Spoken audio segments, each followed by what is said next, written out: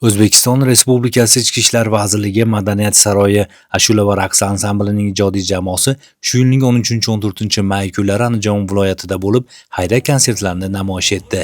Xususan ana shunday tadbirlar Xonobod va Andijon shaharlarida tashkil etilib, ichki ishlar boshqarma va bo'limlari xodimlari, ularning oila a'zolari va keng jamoatchilik taklif etildi. Vazirlik rahbariyatining tashabbusi bilan har yili respublikamizning barcha viloyatlarida an'anaviy tarzda o'tkazilayotgan xayriya konsertlarining maqsadi xizmat paytida halok bo'lgan va nogiron bo'lib qolgan xodimlarning oila a'zolarini qo'llab-quvvatlash, ichki ishlar organlari xodimlarining el-yurt osoyishtaligi yo'lidagi fidokorona xizmatlarini targ'ib qilish, qolaversa, yoshlarimizni vatan ravnaqi uchun munosib hissa qo'shishga da'vat etishdir. Mazkur xayriya konsertidan tushgan mablag'lar esa xizmat chog'ida halok bo'lgan hamda ayni kunda betob bo'lgan xodimlarning oilalari turmush sharoitini yaxshilash, ularni qo'llab-quvvatlash uchun sarflanadi. Shu bois konsert dasturi davomida xizmat paytida halok bo'lgan xodimlar yodga olinib, viloyat ichki ishlar boshqarmasi rahbariyati va ansambl a'zolari ishtirokida ularning farzandlari hamda yaqinlariga sovg'alar taqdim etildi. Tashkil etilgan konsert dasturlarida taniqli xonandalar tomonidan vatanparvarlikni,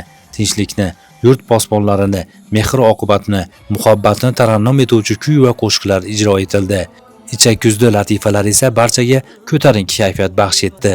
Xayriya konserti minglab yurtdoshlarimiz uchun maroqli hordiq chiqarish imkoniyatini yaratib, tom ma'noda vatanparvarlik, mehr-oqibat hamda insoniylik tuyg'ularining targ'iboti sifatida katta taassurot qoldirdi.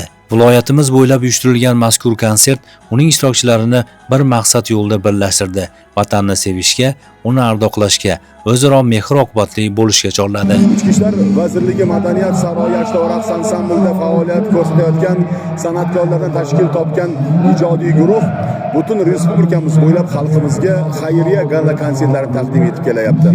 Mana biz bugun Andijon viloyatida va Andijon shahridagi mana shu katta bir o'yingohda xalqimizga konsert dasturi taqdim etyapmiz.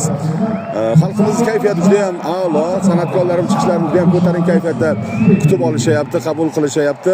Maqsadimiz xalqimizga ko'tarinki kayfiyat ulashish, yoshlarimizni qalbiga vatanparvarlik ruhini singdirish, shuning bilan birga el yurt tinchligi va osoyishtalik xizmat qilib, xizmat vazifasini o'tash davrida halok bo'lgan xodimlarimizni oila a'zolariga ham moddiy ham ma'naviy ko'mak ko'rsatish, yordamga muhtoj bo'lgan ichki ishlar haqlarini qo'llab-quvvatlash maqsadida mana shunday xayriya gala konsertlari tashkillashtirilgan.